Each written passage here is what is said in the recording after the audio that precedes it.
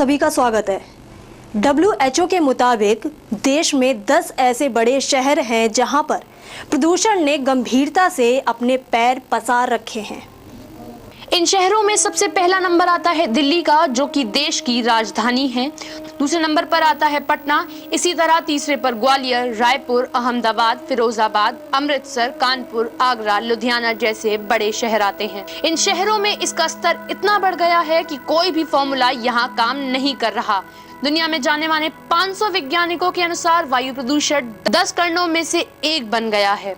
दिल्ली जैसे कई बड़े शहरों में प्रदूषण स्तर बढ़ने के बावजूद दिवाली पर लोगों ने खूब सारे पटाखे फुलझड़ियां जलाई, जिसकी वजह से इसका स्तर और बढ़ गया।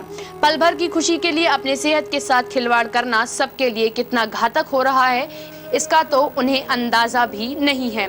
उन्हें नहीं पता कि जिसे वो अपनी खुशी समझ रहे हैं, दरअसल वो उनकी खुशी नहीं बल्कि उनकी जिंदगी के लिए सबसे बड़े खतरे की घंटी है। पिछले कुछ दिनों में बढ़े प्रदूषण से लगभग 7 लोगों की मौत हो गई है।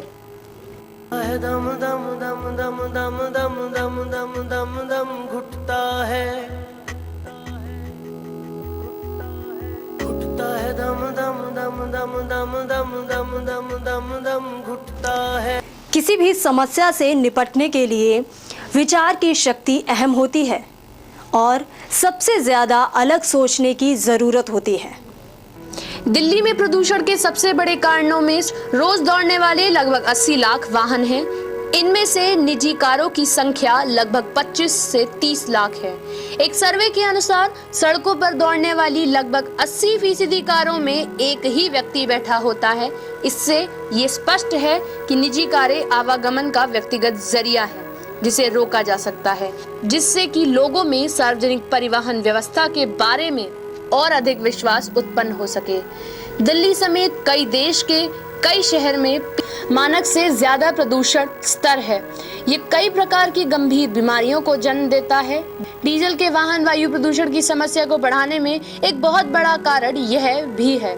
शोध के अनुसार डीजल के पुराने वाहन तो वायु प्रदूषण का और भी बड़ा कारण है। डीजल वाहनों पर अंकुश लगाने के लिए सरकार की ओर से कानून तो बहुत, पर इनका पालन प्रभावी ढंग से नहीं हो पा रहा है। इसके लिए सरकार को प्रत्येक शहर में ज्यादा से ज्यादा बाईपास सड़कें और फ्लाईओवर बनाने चाहिए। सड़कों पर होने वाले वायु प्रदूषण को रोकने के लिए ट्रैफिक व्यवस्था को भी और चुस्त करने की जरूरत है।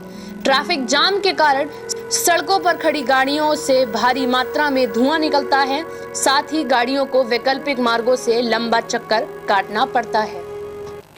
इस समय मैं मौजूद हूँ गाजियाबाद के हिंडन नदी के पास, जिसे देखकर बिल्कुल नहीं लग रहा है कि ये नदी है। ऐसा लग रहा है कि ये कोई बहता नाला हो, जहाँ पे पानी को रोक दिया गया है और यहाँ पे बहुत सारा कूड़ा करकट जमा हो गया है। एक तरफ दिल्ली NCR में इतना प्रदूषण फैला हुआ है और दूसरी तरफ ये रुका हुआ पानी। ऐसा लग रहा है कि सरकार इसको गंभीरता से नहीं ले रही है। और दूसरी तरफ मोदी जी का स्वच्छ भारत अभियान का सपना, अब देखना ये होगा कि मोदी जी का स्वच्छ भारत अभियान सफल होता है या नहीं। लगता है इसको रोकने के लिए कोई बड़ा कदम उठाना चाहिए।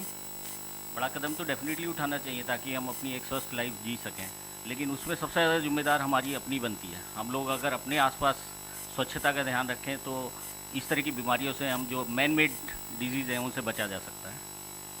PM मोदी का एक बहुत बड़ा सपना है स्वच्छ भारत अभियान, तो क्या आपको लगता है जिस तरह से इन्वायरमेंट में इतनी सारी प्रॉब्लम चल रही हैं, क्या वो कभी पूरा हो पाएगा?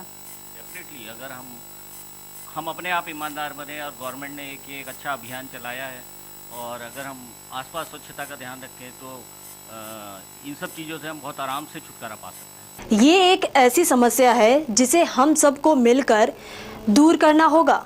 दिल्ली के मुख्यमंत्री अरविंद केजरीवाल ने ऑड इवन का फार्मूला चलाया था, लेकिन वो भी इस फार्मूले से असफल रहे। इस प्रदूषण की गंभीर समस्या से निपटने के लिए हम सबको मिलकर आगे आना होगा, तभी इस समस्या का समाधान हो सकता है। तो फिलहाल के लिए हमारे इस कार्यक्रम में बस इतना ही। समय के साथ चलते रहने के लिए देखते रहिए समाचार टाइम 24। धन्यवाद।